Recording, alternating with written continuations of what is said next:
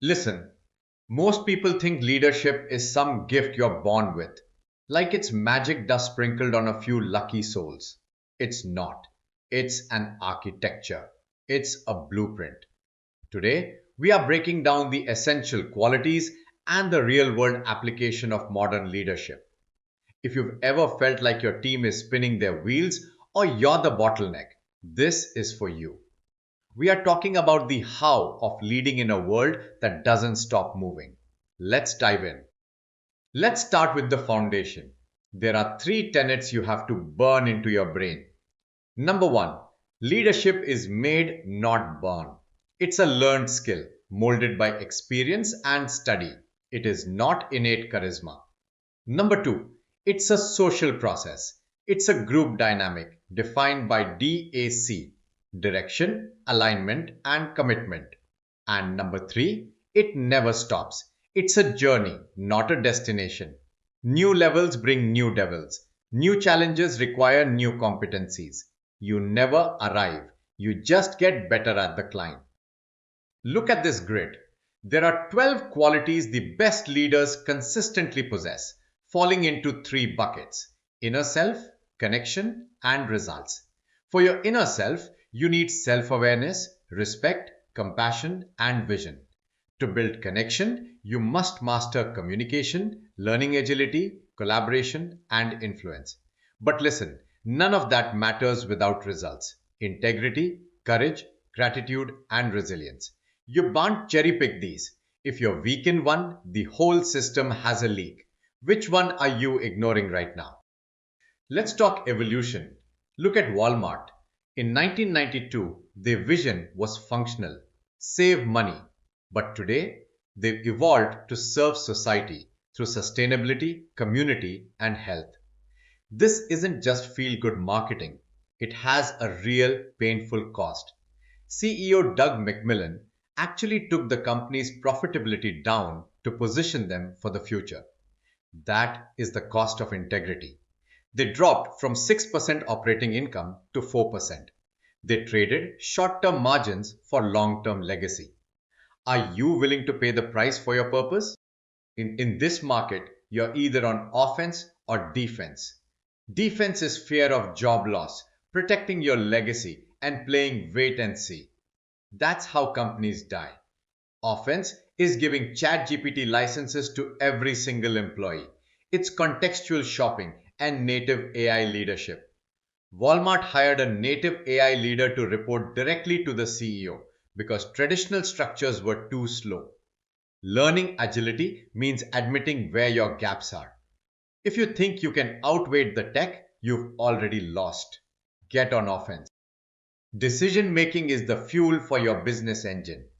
If you can't make clear and timely decisions, you are the bottleneck. You are creating a confusion tax that kills team momentum. Decisive leadership creates a structured environment where people know what to prioritize and how to align daily actions with goals. It ensures resources are used effectively while maintaining steady progress. Where things are uncertain, a firm decision provides the direction your team is starving for. Stop hesitating. How do you get faster? You challenge yourself to a strict time frame for making decisions. For example, decide on a project approach within 48 hours. This habit trains you to become comfortable under pressure while ensuring quality consideration of data and team input. It builds confidence without the fear of delays.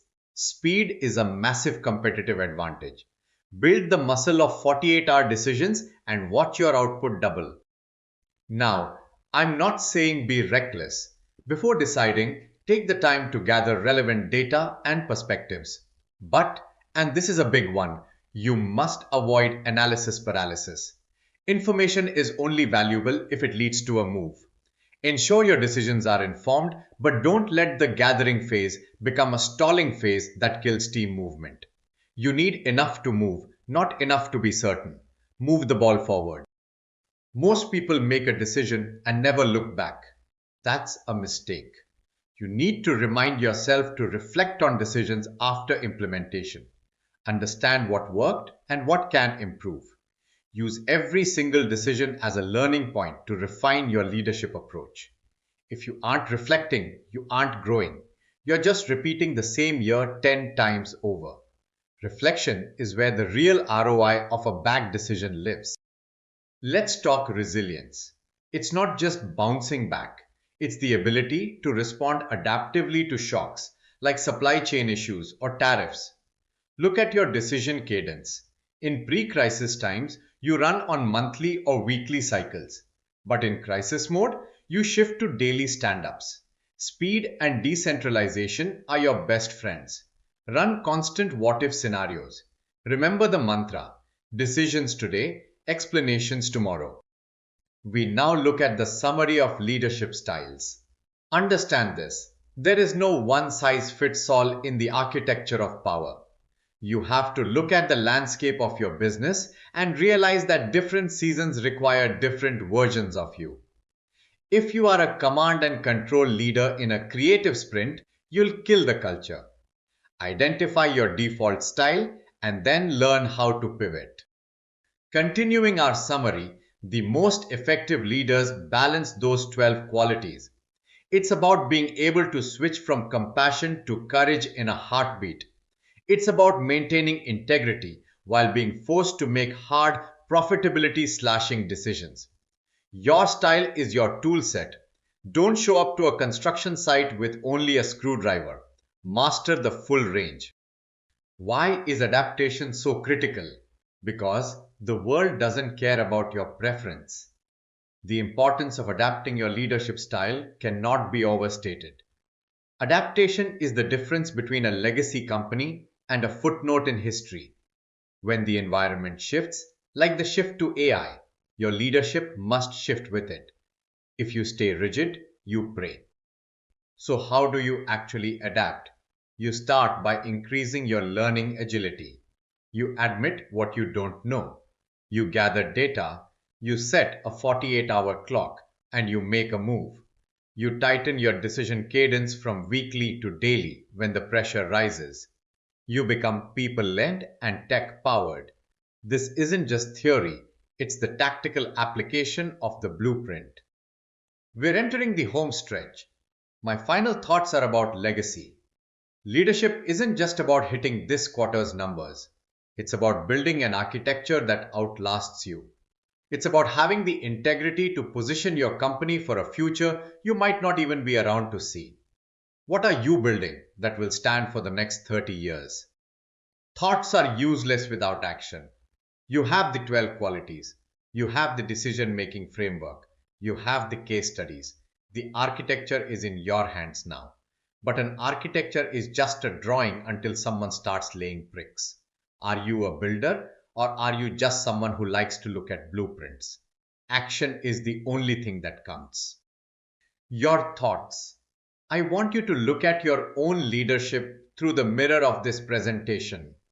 Which of the three tenets are you failing at right now? Is it direction, alignment, or commitment? Are you providing direction but failing at alignment? Or do you have alignment but zero commitment from the team? Be brutally honest with yourself. You have a choice to make in the next 48 hours.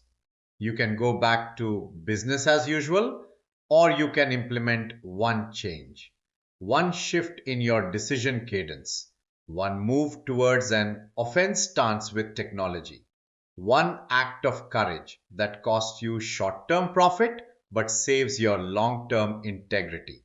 What's it going to be? That final question. What are your thoughts on where you go from here? I've shown you the architecture. I've given you the tools. Now the ball is in your court.